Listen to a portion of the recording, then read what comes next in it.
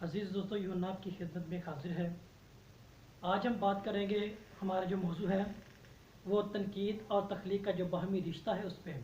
हम पिछली वीडियोस में अब तनकीद का जिक्र कर चुके हैं बड़ी तफसील के साथ कि तनकीद जो लफ्ज़ किस ज़ुबान से और इसके मानी क्या है। आज हम बात करेंगे लफ्ज़ तनकीद और तख्लीक का जो बाहमी रिश्ता है।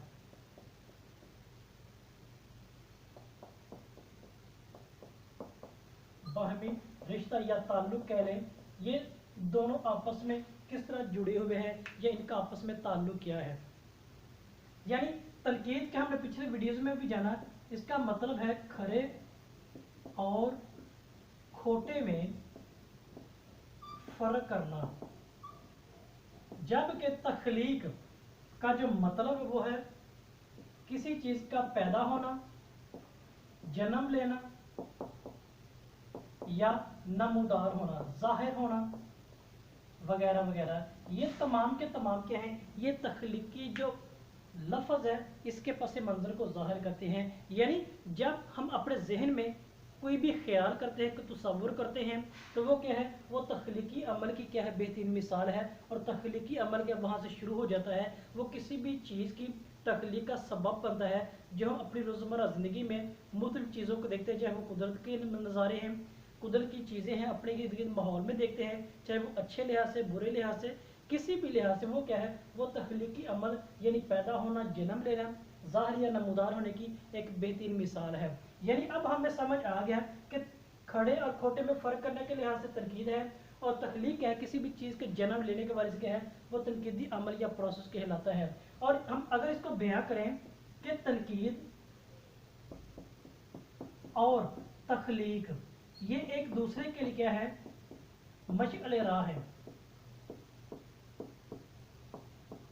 मशअल राह से मुराद यानी एक दूसरे के लिए रोशनी का सबब है। यानी हम जब बात करें किसी भी चीज़ की तख्लीक की, जब वो पैदा होती है, वो जन्म लेती है, तो नकाद क्या करता है, मुसन्नफ़ या शायर की सूरत में क्या है, उसकी वो क्या है, काट छांट करता है। यानी काट छांट वो तनकीद ही होती है।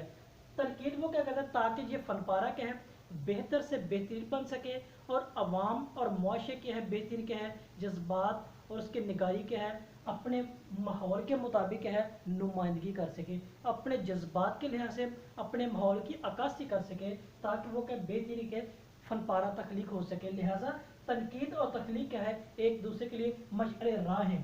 फिर अगर बात करें तो ये क्या है, एक मुआशरे के लिए बेहद ज़रूरी भी है, क्योंकि तनकीद का जो ताल्लुक वो इंसाफ से होता है। जब कोई फनपारा तख्लीक होता है, कोई शायर या मुसन्नफ़ उसकी तख्लीक करता है, तो वो क्या है, अपने मुआशरे के इर्द गिर्द माहौल को देखता है, और वो माहौल क्या है, अपने अल्फाज की सूरत में बयां करता है। फिर क्या करता है, उस हवाले से देखता है कि क्या जो मैंने बयां किया है या मैं बयां कर रहा हूँ, वो माहौल की अक्कासी पूरे तरीके से कर रहा है या नहीं कर रहा। लिहाजा वो मुआशरे के लिए बेहद है, ताकि मुआशरा क्या है, अपने उन हालात से बाखबर या आगाह रह सके जो कि अपने इर्द गिर्द माहौल में हम देखते हैं। लिहाजा क्या है, इसका ताल्लुक एक मुआशरे के लिए बेहद ज़रूरी है, क्योंकि मुआशरे की साख, मुआशरे की जो बुनियाद है वो इन्हीं चीज़ों पर मबनी दिखाई देती है, क्योंकि ये किसी मुआशरे की बुनियाद है। अब कहा जाए तो जो शायर होता है, शायर कह लें या मुसन्निफ कह लें या तहरीर कुनिंदा कह लें, ये क्या होता है, पहला नकाद खुद होता है। क्योंकि जब वो किसी चीज़ की तख्लीक करता है, किसी चीज़ के बारे में तसव्वुर या ख्याल करता है, तो सबसे पहले वो खुद उसमें क्या काट छांट करता है। यानी काट छांट करता है, जो मैं बना रहा हूँ, जो मैंने तहरीर किया है, जो मैंने तहरीर करके लोगों तक पहुँचाना है, क्या ये बेहतर है, इसमें किस चीज़ की कमी है। लिहाजा वो सबसे पहले खुद क्या है, एक नकाद होने का क्या है, काम करता है। और नकाद होने के साथ साथ क्या है, हम देखते हैं जो तनकीद है ना, तनकीद तख्लीक में फिर क्या है, वो जम हो सकती है,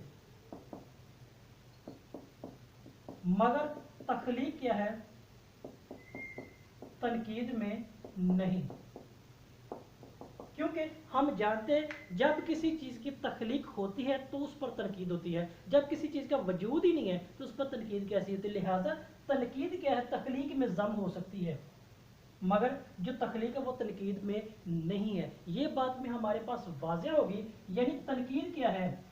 وہ تخلیق کی طرف جا سکتی ہے، تخلیق میں ضم ہو سکتی ہے، ایڈ ہو سکتی ہے، یعنی یہ یہاں پہ جا سکتی ہے، مگر یہ والی کیا ہے؟ یہاں پہ نہیں آ سکتی، یہ یہاں پہ جا سکتی ہے۔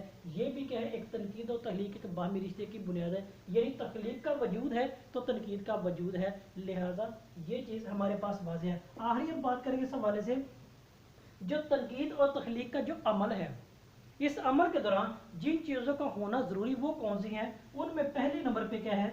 سامعین۔ سامعین کیا ہے؟ سننے والے ہیں۔